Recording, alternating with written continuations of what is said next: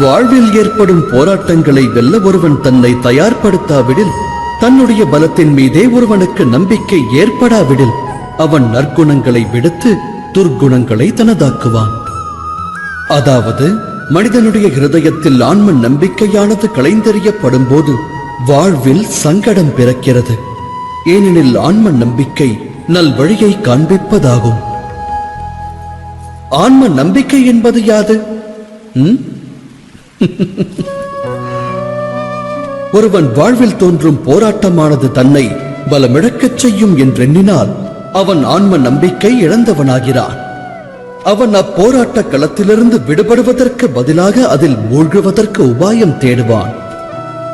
ஆனால் அப்போராட்டம் தனக்கு பலத்தை தரும் என்று ஒருவன் எண்ணுவானேயானால், தேகத்திற்கு கடின தேக பயிற்சி வலுவூட்டுவதைப் போல வாழ்வின் ஒவ்வொரு போராட்டமும் அவனை உற்சாகமடையச் செய்யும்.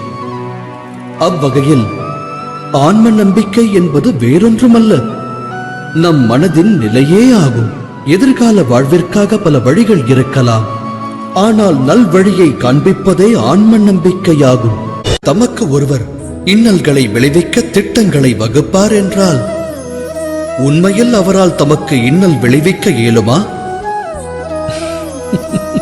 இயலாது.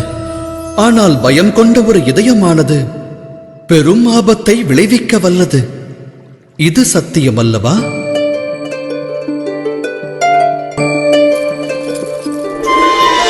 விபரீத வேளையில் பயம் கொண்ட மனது தவறான முடிவை எடுக்கிறது. விபரீதத்தை அது மேலும் வினையாக்குகிறது. ஆனால் நம்பிக்கை கொண்ட மனமானது விபரீத வேளையையும் வெகு இலகுவாக வென்று காட்ட வல்லது. அதாவது மனிதன் தனது இதயத்தில் எந்த விபரீதம் நடக்கக்கூடாது என்று பயத்திற்கு இடமளிக்கிறானோ அது நடக்கிறது. இது உண்மையல்லவா?